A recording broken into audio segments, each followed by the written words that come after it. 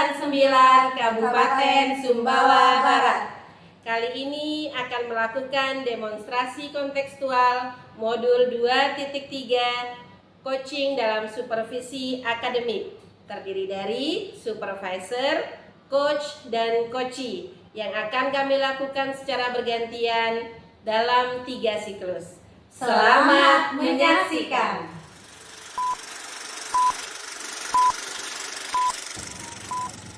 Udah. Assalamualaikum warahmatullahi wabarakatuh, Ibu Meli. Waalaikumsalam warahmatullahi wabarakatuh, Bu Eja. Gimana kabarnya Ibu Meli ini hari ini? Alhamdulillah. Bu Eja gimana kabarnya hari? Alhamdulillah sehat. Hari ini kan rencananya Ibu Meli mau ada ngobrol-ngobrol dan coaching ya, gitu bersama Ibu Anda. Nah sebelumnya saya ingin melakukan beberapa diskusi bersama Ibu Meli ya. Saya ingin diskusi bersama Ibu Meli. Yang pertama-tama ingin mendiskusikan tentang rubrik penilaian. Jadi selama proses coaching nanti saya akan mengamati sesuai dengan rubrik penilaian yang ada. Yang pertama tentunya apakah sudah sesuai dengan alur tirta, kemudian bagaimana Ibu memberikan pertanyaan-pertanyaan berbobot, kemudian bagaimana juga coachingnya nanti menanggapi pertanyaan-pertanyaan yang sudah Ibu Meli lakukan. Nah, jangan lupa juga disesuaikan dengan ini Ibu ya, dengan prinsip coaching. Masih ingat kan ya? Ada kemitraan, kemudian kreatif, dan memaksimalkan potensi yang ada pada coaching. Nah, pertanyaan pertama untuk Ibu Meli. Kira-kira potensi yang ingin dikembangkan nantinya dalam proses coaching ini kompetensi apa? Ya tentunya Bu Ajaya yang paling pertama saya ingin kembangkan yaitu bagaimana present, hadir penuh pada selama proses coaching tersebut, kemudian mendengarkan aktif, dan yang terakhir yaitu mengajukan pertanyaan berbobot. Nah, dari ketiga kompetensi yang sudah Ibu Meli sampaikan tadi, bagian mana, kompetensi mana yang ingin saya observasi selama proses coaching? Saya ingin lebih spesifiknya di observasi pada bagian mendengarkan aktif dan mengajukan pertanyaan berbobot, sehingga coaching saya lebih tergali lagi potensinya. Oke, baik. Nah, yang pertanyaan terakhir ini, indikator tercapaian yang seperti apa yang Ibu inginkan nanti setelah proses coaching ini? Ya, indikator ketercapaian yang saya inginkan yaitu ketika coachee mampu menemukan solusi dari permasalahan yang dihadapinya. Kemudian saya juga ingin menggali coachee lebih mengidentifikasi secara spesifik tentang permasalahan yang dialami. Baik, nah, begitu mungkin itu saja ya proses pra-observasi kita hari ini. Setelah ini silakan Ibu Meli langsung melakukan proses coaching bersama Ibu Anda. Terima kasih Ibu Meli. Assalamualaikum Bu Anda. Waalaikumsalam Ibu Meli. Bagaimana kabarnya hari ini? Alhamdulillah baik Ibu Meli. Ibu Meli gimana kabarnya? Alhamdulillah luar biasa juga.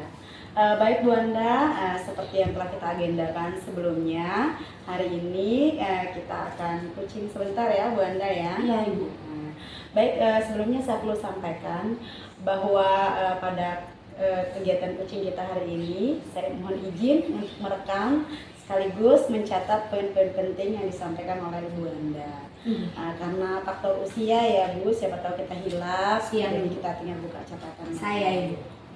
Baik Bu Anda, kira-kira apa nih tujuannya datang ke sini?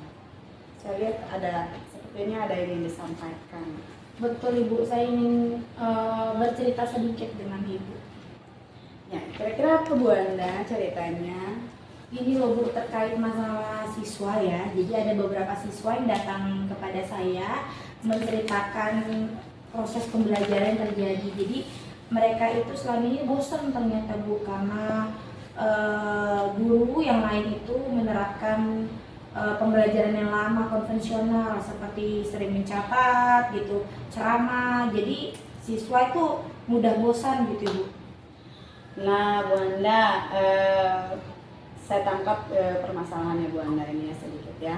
Jadi dari keluhan siswa bahwa guru-guru itu masih banyak yang menggunakan metode konvensional. Iya. Nah kira-kira nih Bu Anda, dari masalah ini lebih spesifiknya itu seperti apa sih yang diinginkan oleh siswa ataupun Bu Anda dalam hal ini? Jadi kan selama proses pembelajaran ini yang siswa dapat itu guru tuh menggunakan metode atau model pembelajaran lama. Jadi siswa itu pengennya guru itu mengikuti perkembangan zaman gitu loh Bu. Jadi ada teknologi yang bisa diikutin gitu loh Bu.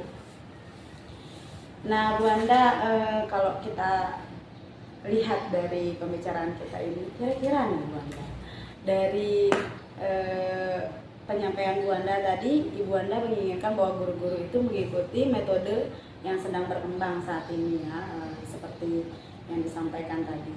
Kalau itu yang versi sempurnanya ya. Nah, Iya. kalau kita bisa menilai diri Ibu Anda nih. Sekarang ini kita berada di posisi nomor berapa sih dari antara 1 sampai 10? Kalau dalam proses ini Bu ya, karena sekolah ini kebanyakan gurunya itu masih menggunakan metode lama yang kurang bervariatif, jadi saya bisa memposisikan di posisi 5 ya Bu ya. Nah, tentunya Bu Anda dari posisi 5 ini, tadi kalau saya tangkap Bu Anda menginginkan perubahan. Kira-kira Bu Anda menginginkan perubahan ke posisi berapa? Pengennya sempurna Bu 10, tapi sangat sulit saya terapkan di sekolah ini. Jadi mungkin perlahan mungkin ke posisi 7 karena perubahan yang saya inginkan itu misalnya guru sudah bisa mengembangkan potensinya dengan memanfaatkan teknologi yang ada gitu loh Bu. Misalnya menggunakan pembelajaran sejenis Quizy atau Canva seperti itu Ibu, sehingga menarik minat siswa untuk belajar di situ Ibu. Wah, luar biasa ya metode-metode yang disampaikan, metode terbaru. Nah, Bu Anda, tentunya dari posisi 5 ke posisi 7 ini melalui proses ya, ada tahapan-tahapannya. Nah, menurut Bu Anda nih, untuk mencapai tahapan posisi 7 tersebut, tahapan seperti apa atau strategi seperti apa yang kira-kira diterapkan untuk mencapai posisi 7 tersebut? Sebenarnya saya masih merencanakan ya Bu ya, tapi sejauh ini kayaknya saya akan menghadap ke Wakasek Kurikulum untuk minta pendapatnya. Mungkin kedepannya kita akan mengadakan sejenis workshop atau pelatihan gitu loh Bu, untuk bagaimana menggunakan proses pembelajaran yang bervariatif. Wah, luar biasa sekali Bu Anda. Nah, selain dari mengadakan workshop, kira-kira ada strategi lain nggak yang bisa dilakukan? Nah, yang saya pikirkan sampai sekarang mungkin saya akan mengadakan mentoring gitu loh Bu, face to face antara guru. Karena menurut saya itu mungkin akan lebih nyaman ya Bu ya, ketika kita berhadapan dengan guru langsung berdua face to face akan lebih keluar gitu loh. Akan lebih bisa seterapkan kira-kira model pembelajaran ini yang bisa diterapkan terhadap siswa pada zaman sekarang. Wah, saya setuju sekali sama Bu Anda. Nah, dari 2 strategi yang disampaikan oleh Bu Anda tadi, kira-kira yang lebih efektif dan nyaman untuk diterapkan di sekolah ini kira-kira yang mana? Untuk strategi yang lebih efektif sepertinya workshop atau pelatihan ya Bu ya, akan lebih enak juga mengumpulkan siswa. Kebetulan setiap Sabtu di sekolah ini ada pertemuan guru di setiap hari Sabtu, jadi akan kita adakan di situ juga Bu ya. Terus kenapa saya tidak memilih face to face atau mentor itu, sepertinya akan membuat guru lain itu merasa saya gurui gitu, akan tidak nyaman nantinya seperti itu. Oke, baik Bu Anda. Nah, tentunya dalam mewujudkan workshop atau pelatihan ini, Bu Anda perlu dukungan ataupun support dari pihak-pihak lain. Kira-kira Bu Anda butuh bantuan dari pihak mana saja? Tentunya yang pertama pasti saya akan meminta support atau bantuan dari kepala sekolah, karena tanpa kepala sekolah mungkin proses itu tidak akan berjalan Bu ya, rencana itu tidak akan berjalan.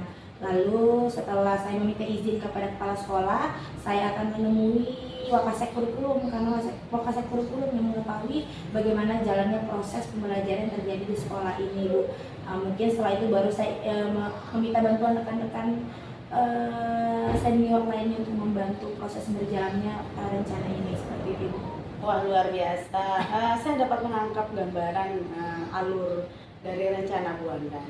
Nah, kira-kira nih kapan rencana kolaborasi penerapan rencana aksi Bu Anda ini akan dilaksanakan? Insya Allah minggu depan ya Bu ya, di hari Sabtu minggu depan gitu.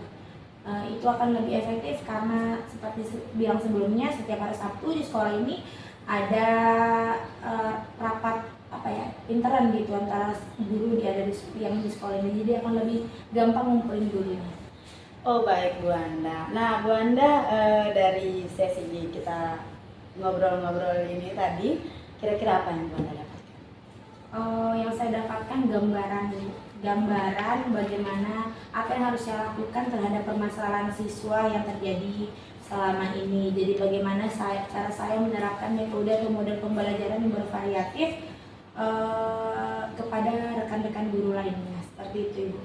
Oh baik, luar biasa Bu Anda. Saya tunggu ya informasi selanjutnya. Rencana aksinya sudah dilaksanakan. Iya.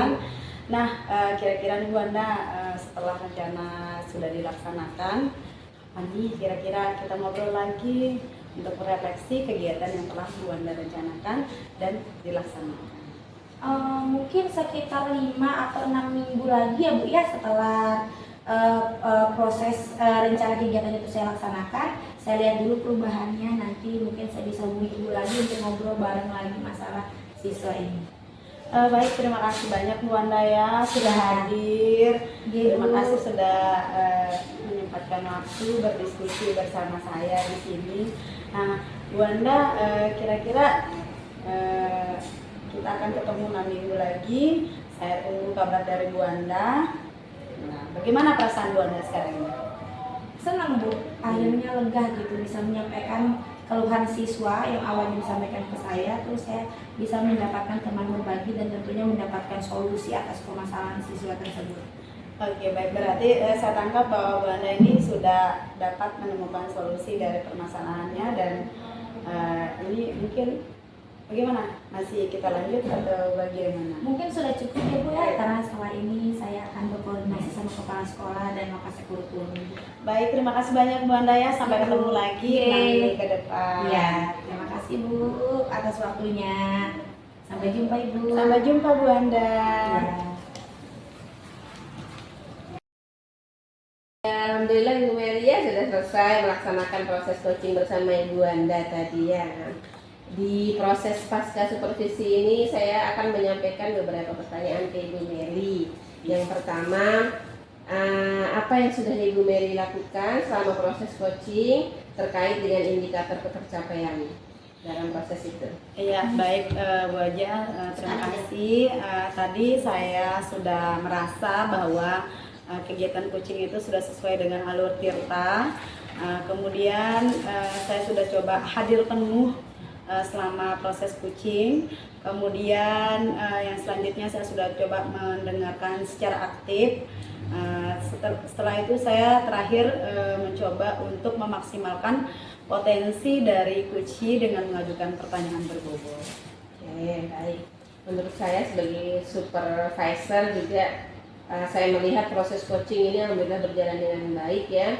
Ibu Meli juga sudah melakukan proses dengan alur Tirta gitu. Jadi Ibu Meli sudah memberikan pertanyaan-pertanyaan yang berbobot sehingga Ibu Anda mau menceritakan permasalahannya dan sampai pada proses mendapatkan solusi dari permasalahan tersebut. Dan selain itu proses coaching tadi juga menurut saya sudah dilakukan sesuai dengan prinsip coaching. Nah, pertanyaan terakhir untuk Ibu Meli ini ya, sebelum kita tutup. Setelah melihat dan merasakan proses coaching tadi, kira-kira kompetensi apa yang ingin dikembangkan?